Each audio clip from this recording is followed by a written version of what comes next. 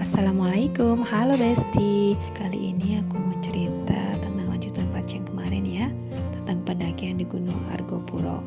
Nah, buat kalian semua yang belum nonton videonya, bisa klik link di atas ya. Check it out. Yang kemarin kan Bambang dan juga teman-temannya diantar oleh sopir yang bernama Pak Alim. Nah, selama perjalanan Bambang pun bercerita tentang kisah pendakiannya kepada Pak Alim.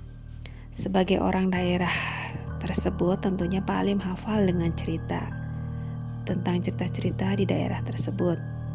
Oleh karena itu, Pak Alim pun menceritakan tentang legenda Dewi Rengganis kepada Bambang dan juga temannya. Nah, berdasarkan cerita Pak Alim, legenda Dewi Rengganis memang tidak banyak diketahui oleh orang. Kisah Dewi Rengganis ternyata dimulai di masa kerajaan Majapahit, tepatnya di daerah Mojokerto yang seluruh warganya masih menganut ajaran Buddha. Saat Dewi Rengganis lahir, orang tuanya merasa malu dengan kondisi cacat fisik anaknya yang mempunyai 2 kelamin. Karena takut membawa aib bagi keluarga, Dewi Rengganis balita akhirnya dibawa oleh pengasuhnya dan diasingkan di daerah Gunung Argopuro. Di tengah perjalanan, pengasuhnya bertemu dengan Kiai Pandita yang merupakan petapa di Gunung Argopuro. Saat itu Kiai Pandita tidak mengetahui kalau Dewi Rengganis berasal dari kerajaan Majapahit dan akan diasingkan. Kiai Pandita mengira Dewi Rengganis merupakan anugerah anak untuknya. Karena Kiai Pandita tidak memiliki anak, akhirnya Dewi Rengganis dirawat oleh sang kiai. Setelah mendapat anak, keluarga Kiai Pandita lalu menyusul ke atas gunung dan hidup di atas gunung. Sebelumnya, istri dan keluarga Kiai Pandita masih tinggal di bawah gunung. Hanya Kiai Pandita yang bertapa sendirian di Goa Gunung Argopuro, ujar Pak Alim. Nah, melihat keadaan fisik yang lain daripada yang lain, akhirnya Kiai Pandita memotong Dewi Rengganis menggunakan rumput ilalang. Setelah dipotong, Dewi Rengganis tampak sempurna menjadi seorang perempuan. Dan keluarga Kiai Pandita pun sangat menyayangi Dewi Rengganis layaknya seperti anak sendiri. Dewi Rengganis sendiri memiliki wajah yang cantik, berambut panjang. Bahkan rambut panjangnya mencapai 2 meter. Keluarga Kiai Pandita akhirnya membuat kerajaan kecil di atas Gunung Argopuro. Kerajaan tersebut dinamakan Kerajaan Rengganis. Hidup mereka pun sangat bahagia. Terlebih saat beranjak dewasa, Dewi Rengganis menjelma menjadi wanita yang sangat cantik.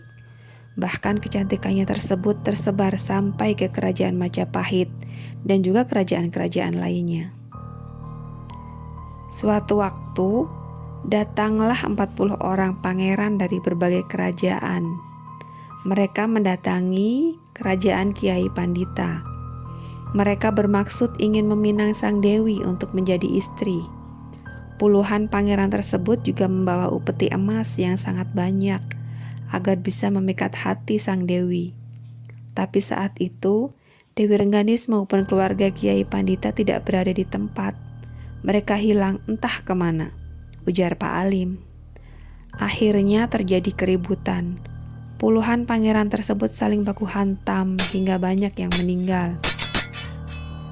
Upeti emasnya juga berserakan kemana-mana. Karena itu, di puncak Dewi Rengganis ini masih banyak tersimpan upeti emas yang terkubur. Konon katanya yang menemukan dan membawa pulang upeti tersebut akan tertimpa masalah yang besar dan hidupnya tidak akan bahagia. Karena terjadi keributan besar, semua petilasan dari kerajaan Dewi Rengganis akhirnya hancur porak-poranda.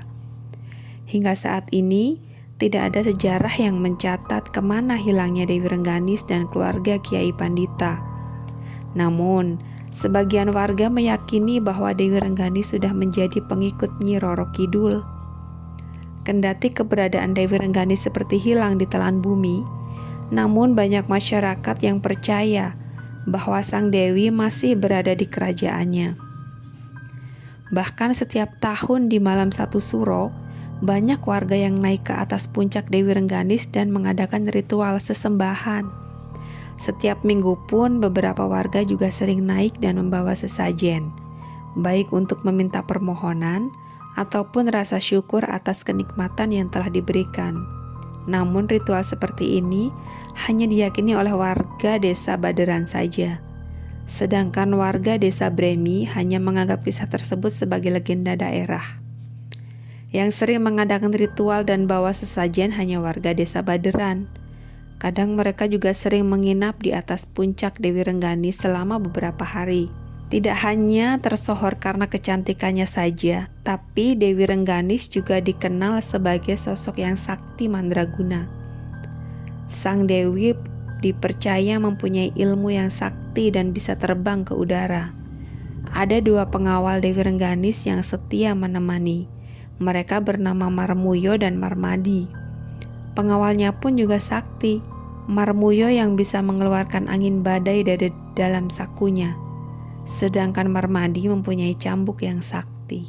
Masih berdasarkan penuturan Pak Alim, kisah Dewi Rengganis memang tertulis secara lengkap di buku Rengganis. Buku tersebut bertuliskan Jawa Kawi.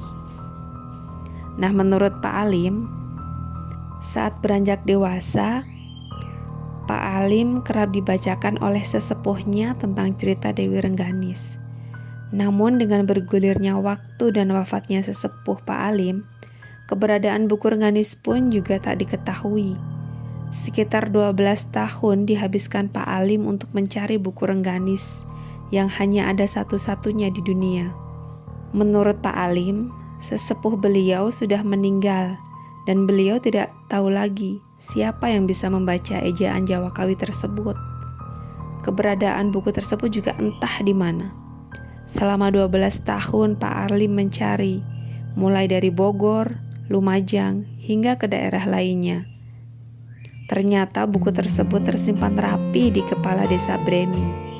Kondisinya masih sangat bagus, tapi harus hati-hati saat dibuka, karena kertasnya terbuat dari kapas. Kini buku tersebut Pak Alim titipkan kepada temannya yang juga ahli bahasa. Sudah 1,5 tahun ini temannya berusaha menerjemahkan tulisan Jawa Kawi tersebut, namun belum setengahnya terjemahan buku itu rampung. Begitulah penuturan Pak Alim kepada Bambang dan juga temannya. Makasih ya buat kalian semua yang sudah menonton video ini. Jangan lupa tunggu kisah aku selanjutnya ya. Wassalamualaikum warahmatullahi wabarakatuh.